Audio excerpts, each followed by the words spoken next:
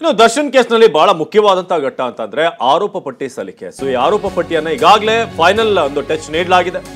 ರೇಣುಕಾಸ್ವಾಮಿ ಕೊಲೆ ಸಂಬಂಧಪಟ್ಟ ಹಾಗೆ ಪೊಲೀಸರು ಚಾರ್ಜ್ ಶೀಟ್ ಅನ್ನ ಬಹುತೇಕ ಫೈನಲೈಸ್ ಮಾಡಿದ್ದಾರೆ. ಬಹುತೇಕ ನಾಳೆ ಕೋರ್ಟ್ಗೆ ಚಾರ್ಜ್ ಶೀಟ್ ಸಲ್ಲಿಕೆ ಆಗುತ್ತೆ. ತನಿಖೆ ಪೂರ್ಣಗೊಳಿಸಿ ಚಾರ್ಜ್ ಶೀಟ್ ರೆಡಿ ಮಾಡಿರುವಂತಹ ಕಾಕಿ FSL ರಿಪೋರ್ಟ್, CFSL ರಿಪೋರ್ಟ್ ಇದೆಲ್ಲವೂ ಕೂಡ ಈಗಾಗಲೇ ಕಲೆಕ್ಟ್ ಆಗಿದೆ. ಟೆಕ್ನಿಕಲ್ ಡಾಟಾ ಹಾಗೇನೆ ಅಲ್ಲಿ ಪ್ರತ್ಯಕ್ಷವಾಗಿರುವಂತಹ ಒಂದಷ್ಟು ಸಾಕ್ಷ್ಯಗಳು, DVRಗಳು, ರಿಟ್ರೀವ್ ಮಾಡಿರುವಂತಹ ಒಂದಷ್ಟು ಡಾಕ್ಯುಮೆಂಟ್ಗಳಿದೆ. ಸಾಕ್ಷ್ಯ FSL ವರದಿ ಸೇರಿ ಪ್ರತಿಯೊಂದಕ್ಕೂ ಕೂಡ ಈಗ ಕೊಲೆಗೆ ಪೂರಕವಾದಂತಹ ಅಂಶಗಳು ಈಗ ಸಿಗ್ತಾ ಇರುವಂಥದ್ದು.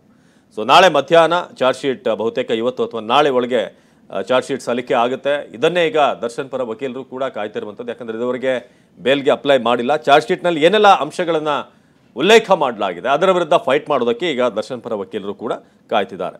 ಸುಮಾರು 4800ಕ್ಕೂ ಹೆಚ್ಚು ಪುಟಗಳ ಚಾರ್ಜ್ ಶೀಟನ್ನು ತಜ್ಞರ ಜೊತೆ ಪರಿಶೀಲನೆ ಮಾಡಿ ಕ್ರಾಸ್ ಚೆಕ್ ಮಾಡಿ ಎಲ್ಲೂ ಕೂಡ ತೊಂದರೆ ಇಲ್ಲದ ಹಾಗೆ ಈಗ ಕಟ್ಟುನಿಟ್ಟಾಗಿ ಈ ದಾಖಲೆಗಳನ್ನು ಒಂದೊಂದಾಗಿ ಅರೇಂಜ್ ಮಾಡಲಾಗಿದೆ. ಸೊ ಅದೆಲ್ಲವನ್ನು ಕೂಡ ನಾಳೆ ಸಲ್ಲಿಸುವಂಥ ಸಾಧ್ಯತೆ ಇದೆ. ಸೊ FSL ವರದಿ ಸೇರಿ ಪ್ರತಿಯೊಂದು ಕೂಡ ಈಗ ಆಲ್ಮೋಸ್ಟ್ ರೆಡಿ ಆಗಿದೆ.